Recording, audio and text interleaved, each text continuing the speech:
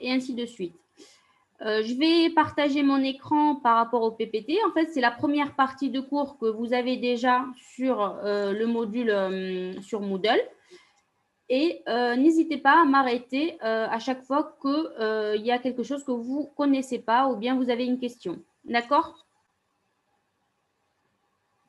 Je vais partager mon écran.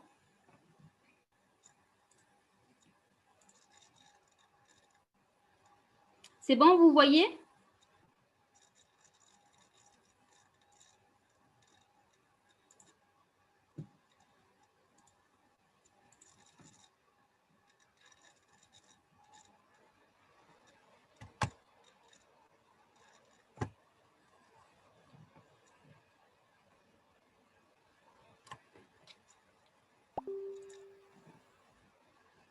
Vincent? Vincent? En fait, Vincent, il a un problème de micro, madame.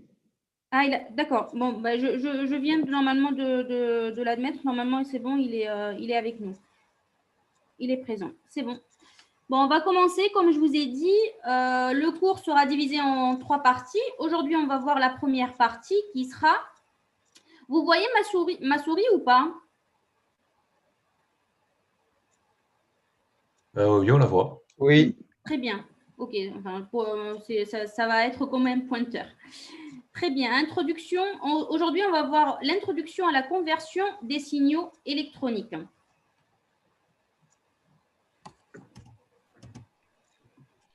On va voir en premier temps le traitement fréquentiel des signaux. Par la suite, on va voir l'échantillonnage, la numérisation du signal. On va voir les performances de la numérisation. Et on finira par 5 applications ou bien 5 exercices par rapport à ce qu'on a vu en cours. On va commencer par la première partie qui est le traitement fréquentiel des signaux. Il faut savoir qu'en fait, comme on a ce qu'on appelle le domaine temporel, il y a aussi le domaine fréquentiel. Le domaine temporel, c'est une forme d'onde, que ça peut être une sinusoïde, un triangle, un carré, une forme trapézoïdale, une sinusoïde redressée. Dans ce domaine temporel ou cette forme d'onde, ça présente une fréquence qu'on note l'inverse de la période. Et cette fréquence, ça représente le nombre de cycles par seconde. Pour le domaine fréquentiel, on ne parle plus de forme d'onde, mais plutôt de spectre. Le spectre, c'est le contenu fréquentiel d'un signal. Vous voyez ici, on a l'onde, c'est la forme temporelle, le domaine temporel, c'est une amplitude en fonction du temps. Et nous avons une période qui représente aussi une fréquence, la fréquence qui est l'inverse de la période. Le domaine fréquentiel, ou bien on peut aussi dire le spectre, c'est l'amplitude en fonction de la fréquence. D'accord? On peut avoir aussi ce type, pour une sinusoïde, on n'a qu'une seule fréquence qu'on appelle la fréquence fondamentale. Pour d'autres signaux, on peut avoir un spectre qui représente plusieurs fréquences. Dans le domaine fréquentiel, on applique ce qu'on appelle le principe de Fourier. C'est que tout signal de fréquence fondamentale F0 se décompose en signaux sinusoïdaux de fréquences multiples de F0 et d'amplitude variable. C'est l'application du théorème de Fourier. Comme vous voyez ici, Michael. Michael?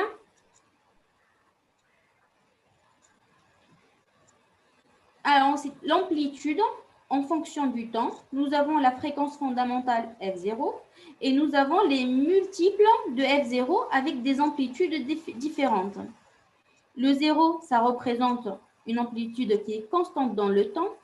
Le F0, ça représente un signal sinusoïdal qui représente qu'une seule fréquence. une seule fréquence dans le spectre. Et les amplitudes suivantes, en fait, ça représente des amplitudes différentes avec des fréquences qui sont des multiples de F0 et qui sont supérieures à la fréquence fondamentale. Et forcément, la période alors de ces signaux, elle est inférieure à la période fondamentale. Un signal qui se différencie du signal sinusoïdal, il présentera plusieurs composants de fréquence sur le spectre. C'est-à-dire, le signal sinusoïdal, ça représente qu'une seule fréquence fondamentale F0. Tout signal qui se différencie du signal sinusoïdal, il présente plusieurs composants de fréquences qui sont multiples de la fréquence F0 et d'amplitudes différentes. Si on prend par exemple ce signal carré, son spectre est le suivant. On voit une fréquence fondamentale et plusieurs fréquences qui sont multiples de la fondamentale avec des amplitudes différentes. C'est la décomposition de ce signal en spectre.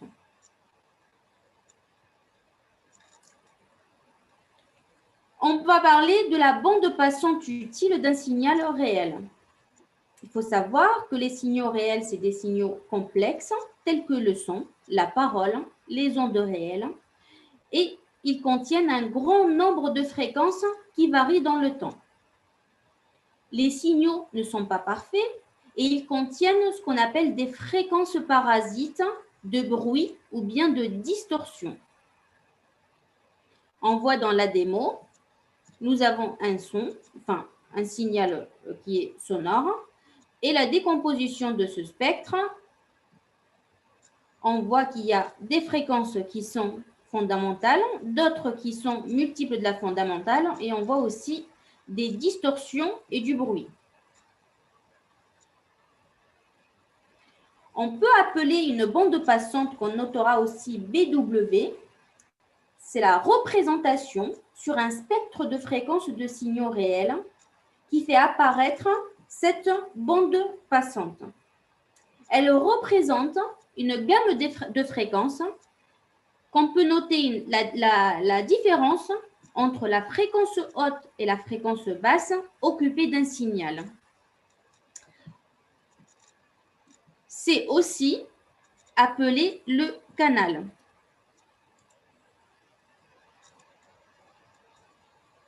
On voit par exemple, ce canal, en fait, on la note BW, c'est l'intervalle entre une fréquence minimale et une fréquence maximale où on est au-dessus d'une certaine amplitude de notre signal. On va les détailler par la suite, comment trouver Fmin et Fmax. Si on prend ce signal qui est aléatoire, c'est un signal temporel, c'est l'amplitude en fonction du temps. On applique le transformé de Fourier sur ce signal. Nous retrouvons une amplitude en fonction de la fréquence qui correspond au signal fréquentiel ou bien le spectre. Ce graphe, ça représente le spectre de ce signal temporel. Si on trace, vous voyez, le spectre, on peut remarquer qu'en fait, on a une bande passante qui est entre moins Fmax et Fmax.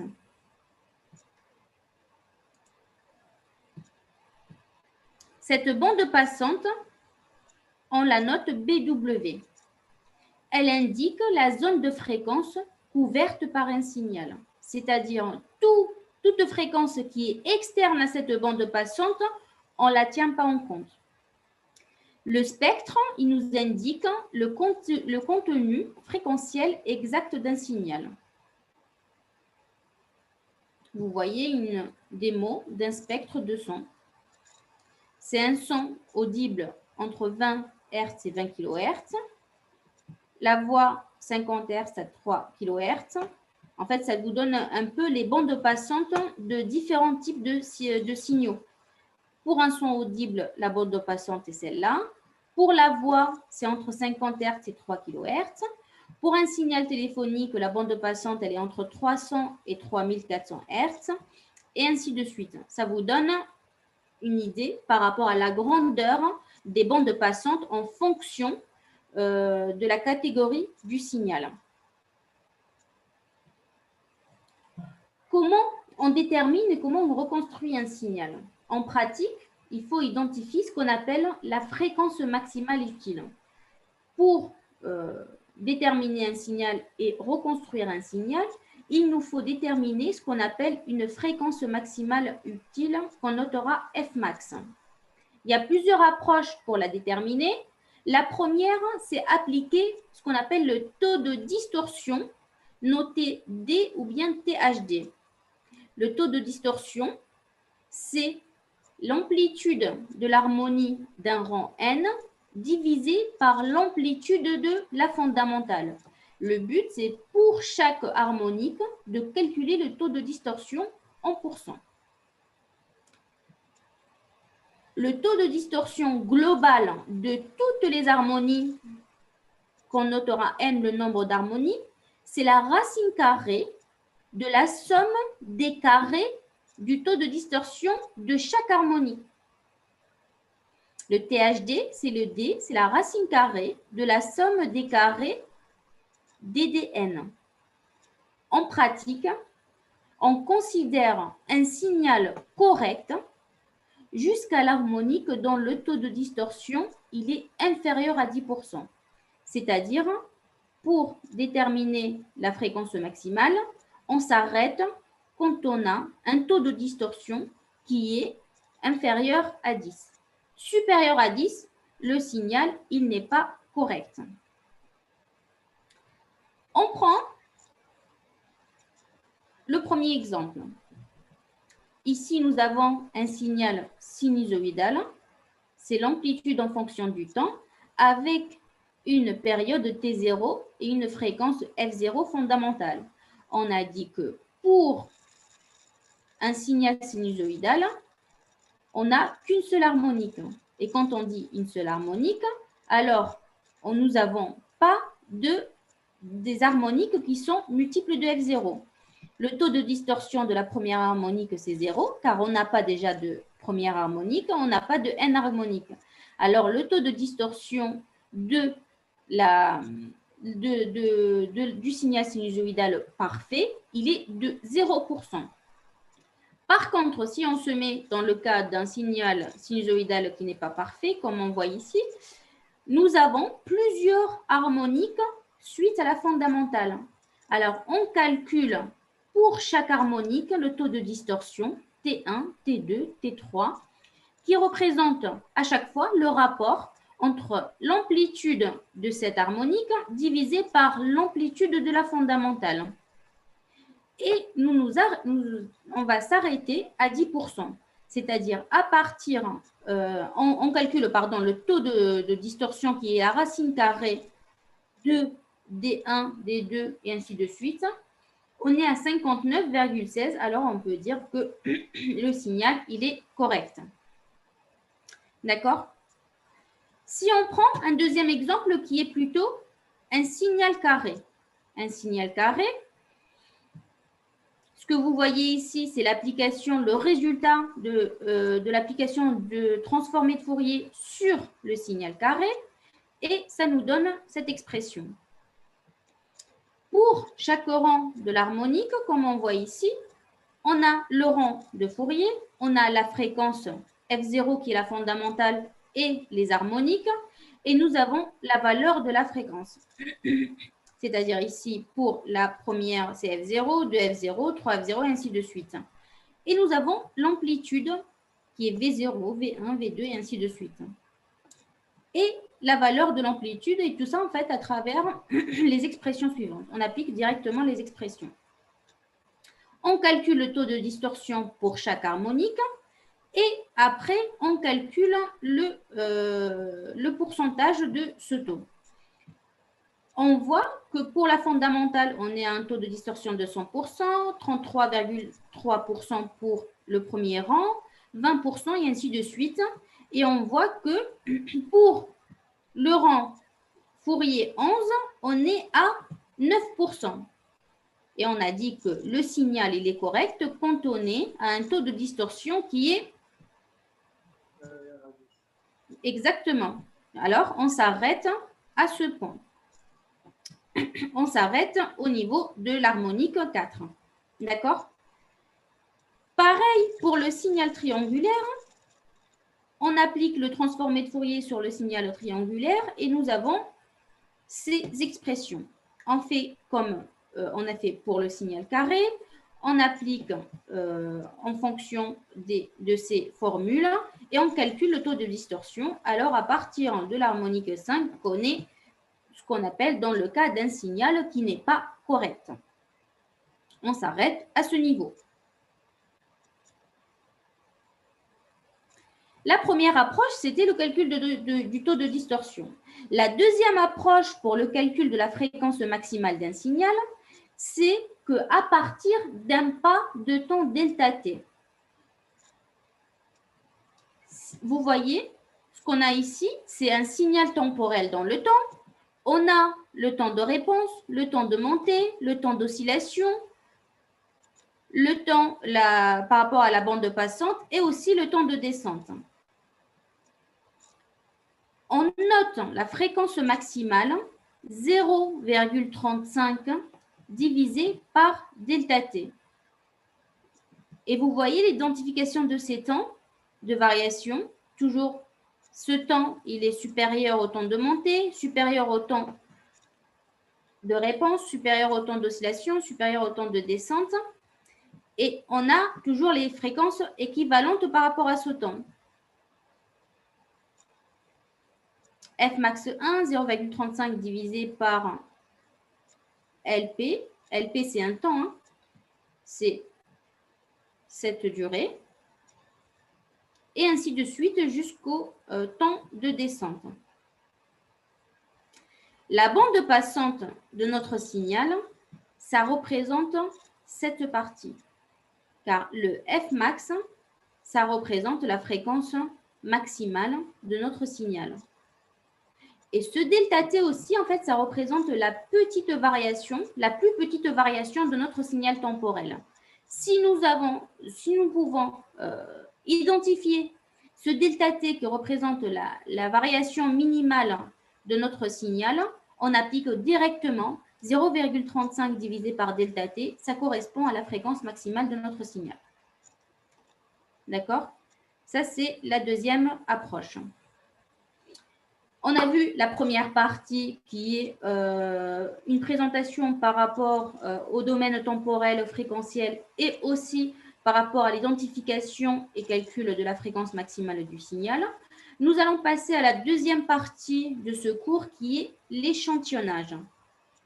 L'échantillonnage d'un signal, ça consiste à prendre des flashs, ça consiste à prendre des petites parties instantanées et répéter de données continuellement variables dans le temps. Ces valeurs sont appelées des échantillons de mesure, snapshots ou bien aussi appelés en anglais samples. Comment on met en œuvre l'échantillonnage? Le but, en premier temps, c'est de répéter régulièrement les prises d'échantillons avec une période d'échantillonnage TE donnée. Cette période TE, ça représente le temps pris entre deux échantillons. Fixer la durée de prise d'échantillon, le temps d'échantillonnage ou bien le blocage, c'est DE, la durée de l'échantillon. Et généralement, toujours, la durée de prise de l'échantillon DE, elle est toujours inférieure ou bien égale, inférieure ou égale à la période de l'échantillon. Vous allez comprendre dans ce graphe. Regardez, nous avons une amplitude en fonction du temps. Nous avons un signal temporel sur lequel on veut appliquer l'échantillonnage. On le divise, ce signal temporel, à plusieurs périodes. Vous voyez, de 1 jusqu'à 14. Ces périodes, c'est les périodes d'échantillonnage, notées TE. Ce que vous voyez ici, les petits traits, c'est la durée de l'échantillonnage notée DE. D'accord? D'où le fait que cette durée, le trait rouge, il doit être inférieur à cette période d'échantillonnage qui est entre 2 et 3 et 3 et 4. Et cette durée d'échantillonnage, c'est ça, en fait, ça représente les snapshots ou bien les samples de notre échantillonnage.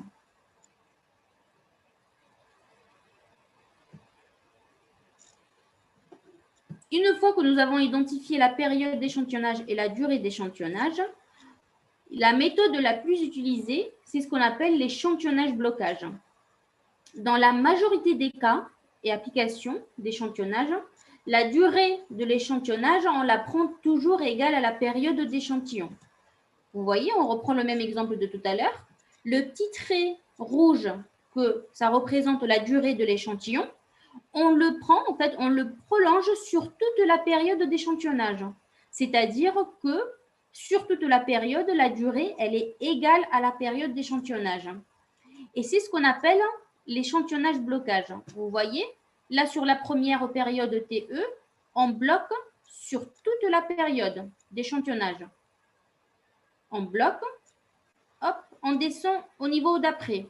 Pour la période d'échantillonnage suivante, on prend le niveau de l'amplitude et on bloque sur toute la durée de la période.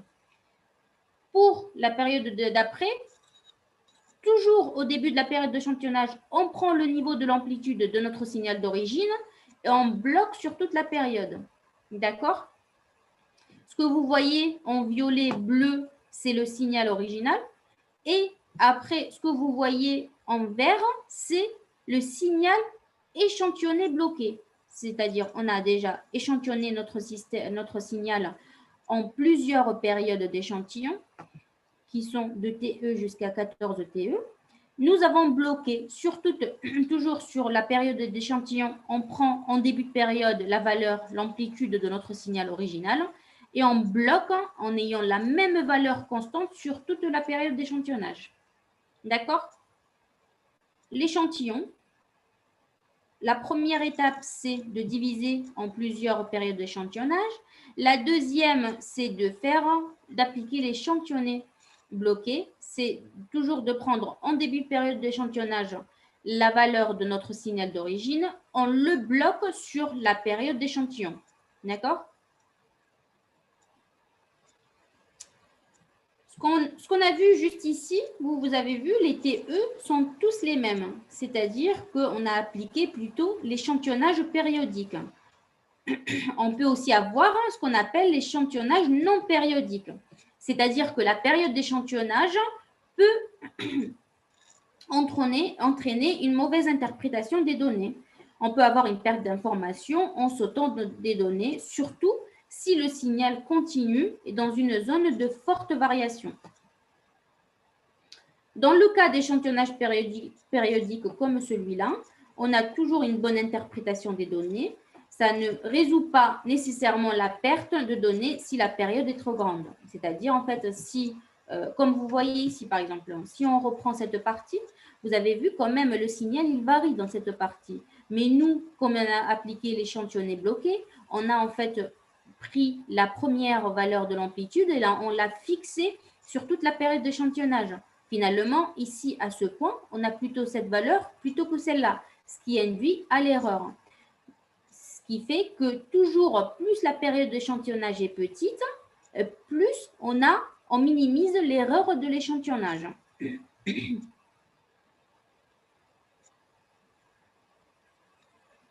On voit l'exemple d'un échantillonnage non périodique, c'est-à-dire le TE, il n'est pas le même, on a divisé. Et vous avez vu ici, en fait, c'est que finalement, si on applique l'échantillonné bloqué à ce niveau, on prend la valeur de l'amplitude ici et on va bloquer jusque-là, jusque ce point. D'accord? Finalement, toute cette partie du signal d'origine, on va la perdre. Ça ne sera pas converti fidèlement au signal d'origine. Si on prend plutôt un échantillonnage périodique, c'est-à-dire c'est la même période d'échantillonnage partout, on remarque que la courbe interprétée par la suite, en fait, elle se rapproche de plus en plus de notre signal idéal. Et vous allez remarquer, si on va appliquer une période d'échantillonnage qui est plus petite que ce qu'on avait appliqué juste ici, on va avoir encore plus une courbe interprétée qui sera fidèle au signal d'origine. Pour récapituler, toujours un échantillonnage périodique, c'est très bien. Et aussi, le mieux, c'est que la période d'échantillonnage soit la plus petite possible pour que la conversion soit fidèle au signal d'origine. Une fois qu'on a fait l'échantillonnage, comment on le met en œuvre? Alors, la première chose, il faut déterminer cette fréquence d'échantillonnage. D'accord, on a dit que cette fréquence d'échantillonnage, elle doit être la plus petite possible, mais de combien? Comment on peut la trouver? On la note, fréquence d'échantillonnage, qui est l'inverse de la période d'échantillonnage. Elle correspond au nombre d'échantillons par seconde, ou bien aussi on peut noter nombre de samples par seconde. Vous pouvez trouver ces deux notations, soit échantillons par seconde, soit samples majuscules par seconde, ou bien aussi Hertz, tout simplement. D'accord? Nous avons l'amplitude en fonction du temps de ce signal. Vous voyez les périodes d'échantillonnage. La période, on l'a posée à 5 millisecondes. Finalement, 10 millisecondes, ça représente 2 échantillons. 100 millisecondes, 20 échantillons, et ainsi de suite. La fréquence d'échantillonnage, elle est de 200 échantillons par seconde, ou bien 200 samples par seconde. Quand est-ce qu'on peut parler d'échantillonnage correct? En échantillonnant à très haute fréquence par rapport à la fréquence du signal, la perte de données interprétée est minimisée. La construction du signal à partir des échantillons reste fidèle au signal d'origine. C'est-à-dire, on parle d'échantillonnage correct quand la fréquence d'échantillonnage, elle est très grande par rapport à la fréquence maximale du signal. Et quand on dit très grande, oui, très grande, mais de combien? On note qu'une fréquence d'échantillonnage correcte, elle est correcte à partir du moment où elle est supérieure ou égale à 10 fois la fréquence maximale du signal. Un échantillonnage correct consiste à prendre au minimum 10 échantillons sur la variation temporelle la plus importante d'un signal. C'est-à-dire pour échantillonner un signal, il faut premièrement trouver sa fréquence maximale, comme on a vu tout à l'heure avec deux approches, soit appliquer le taux de distorsion pour chaque harmonique, ou bien appliquer la formule 0,35 divisé par la variation temporelle la plus petite, ce delta t. Une fois qu'on a notre valeur de signal, de fréquence maximale du signal, on peut traduire ou trouver la fréquence d'échantillonnage correct. C'est-à-dire, on est dans le cas correct à partir de 10 fois la fréquence maximale du signal. Le mieux, c'est toujours de se placer dans cette fréquence maximale, c'est-à-dire on est à 10 fois la fréquence max du signal. D'accord?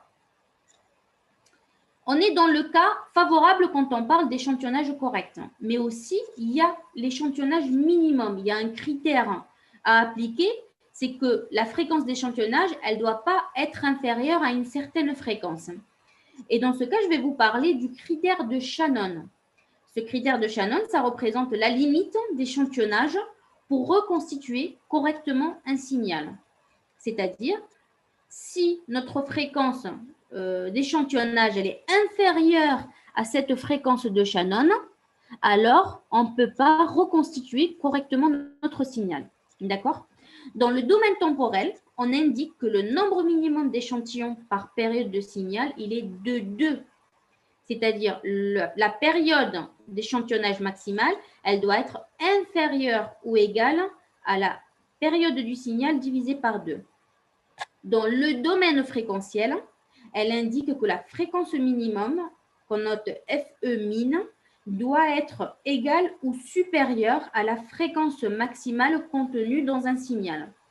C'est-à-dire, dans le cas d'échantillonnage, on ne doit pas avoir une fréquence minimale qui est inférieure à 2 fois la fréquence maximale du signal. Il y a 2 choses vraiment à connaître. C'est la première d'appliquer le critère de Shannon, c'est que la fréquence d'échantillonnage doit être supérieure à 2 fois la fréquence maximale du signal.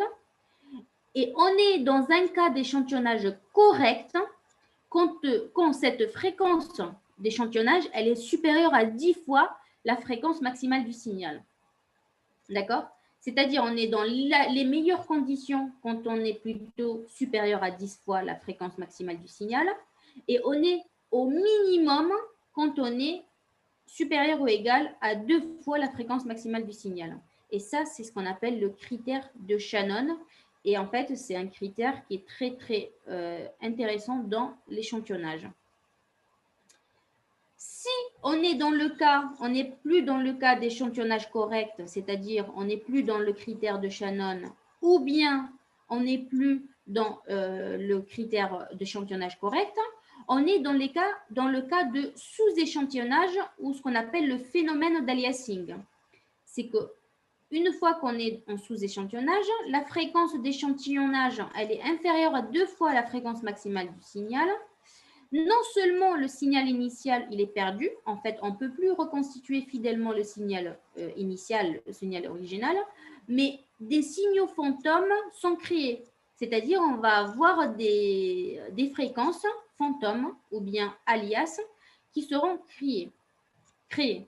Dans le domaine temporel, la courbe interprétée ne ressemble plus à la courbe originale du tout. Vous voyez ici, en fait, l'échantillonnage incorrect et l'échantillonnage correct. Finalement, on a une courbe qui ne ressemble pas du tout au signal d'origine qui est bleu. Par contre, dans le signal correct, on a une courbe qui est fidèle à la courbe d'origine qui est la courbe bleue. D'accord? Il faut vraiment apprendre ces 2 principes d'échantillonnage. C'est en premier temps appliquer le critère minimum qui est le critère de Shannon. Et dans le cas correct, c'est qu'on est dans le cas où la fréquence elle est supérieure à 10 fois la fréquence maximale du signal. Dans le domaine fréquentiel, des composantes de fréquence s'intercalent sur le spectre en dessous de la fréquence du signal. Ce sont des alias du signal original qui modifient la composition spectrale et empêchent la reconstitution du signal original. L'effet est appelé sous-échantillonnage ou bien aliasing, c'est-à-dire on est dans le cas de fréquences fantômes qui vont se mettre sur notre spectre et finalement on ne fait pas de la reconstitution du signal car on perd notre signal d'origine. D'accord? D'où le fait vraiment, c'est très important d'appliquer le critère de Shannon et aussi la formule de l'échantillonnage correct. On a ici une démo par rapport à l'échantillonnage ou ce qu'on appelle l'aliasing.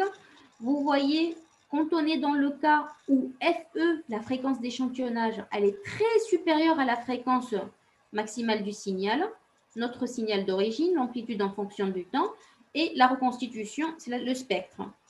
Vous voyez que quand on est à FE qui est très supérieur à FS, c'est-à-dire on est dans le cas d'échantillonnage correct, c'est-à-dire au minimum, la fréquence d'échantillonnage elle est égale à 10 fois la fréquence du système, on est dans le cas d'échantillonnage correct. Dans le deuxième cas où on applique le critère de Shannon, c'est-à-dire au minimum la fréquence d'échantillonnage elle est égale à 2 fois la fréquence du signal, on commence à perdre un peu en système, mais quand même on a l'allure de notre signal d'origine. Par contre, dans le cas où la fréquence d'échantillonnage elle est inférieure à 2 fois la fréquence maximale de notre système, vous voyez que en fait la courbe qu'on a reconstituée ne correspond plus à notre signal d'origine et en spectre, nous avons des alias qui sont inférieurs à la fréquence du signal et ce qui correspond au phénomène de sous-échantillonnage. D'accord? Cette première partie, c'est l'échantillonnage correct. La deuxième, c'est le minimum pour un échantillonnage, qui est le critère de Shannon. Et le troisième cas, c'est le phénomène d'aliasing et on est dans une perte totale de notre système d'origine, de notre signal d'origine, pardon. D'accord? Pour synthétiser, afin de représenter correctement un signal analogique, on applique le théorème de Shannon, on applique le critère de Shannon. Le critère de Shannon, c'est que la fréquence d'échantillonnage minimale, elle doit être supérieure ou égale à 2 fois la fréquence maximale de notre signal. D'accord?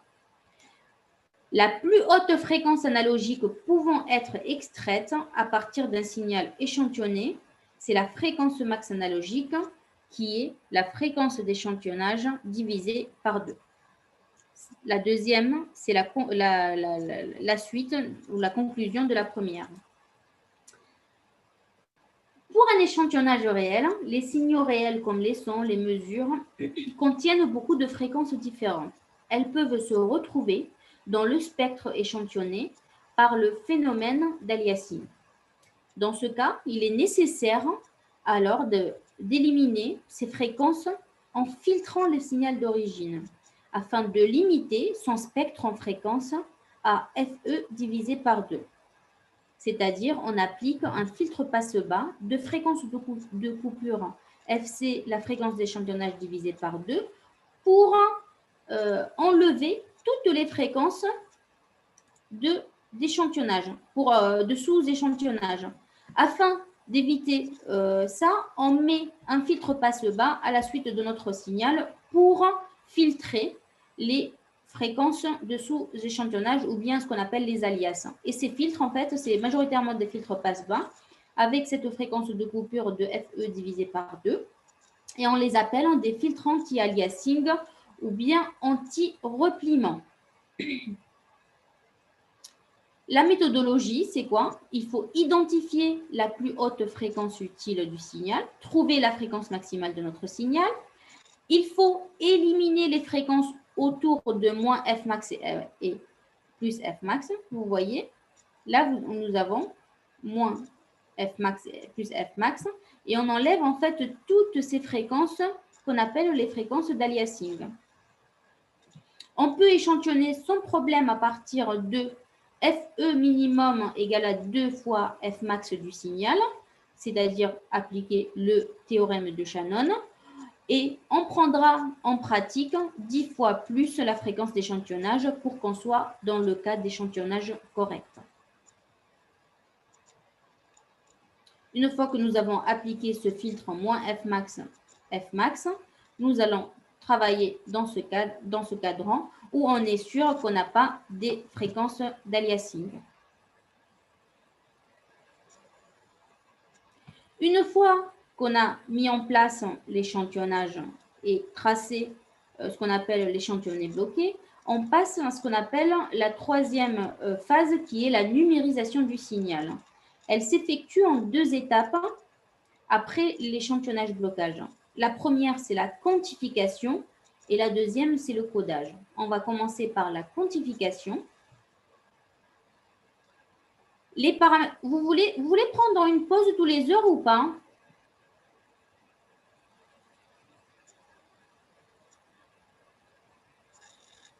Vous m'entendez? Oui, oui. Oui. Ça vous dit de prendre une pause tous les 5 minutes, tous les heures? Oui, tous les heures, pourquoi pas. Oui, enfin, comme vous voulez. Hein. Mais Non, je pour l'instant, sais ça va. que dans un cours comme ça, enfin, on perd un peu l'attention à partir d'une heure. Du coup, Ah. qu'est-ce que vous préférez? Dites-moi. Ah, je sais pas, ils en pensent quoi, Oui, les ouais, autres? pourquoi pas. Oui? Si vous voulez, on prend une pause de 5 minutes et on reprend la quantification? D'accord. Allez, Ok. à de suite alors. Dans 5 minutes. Merci.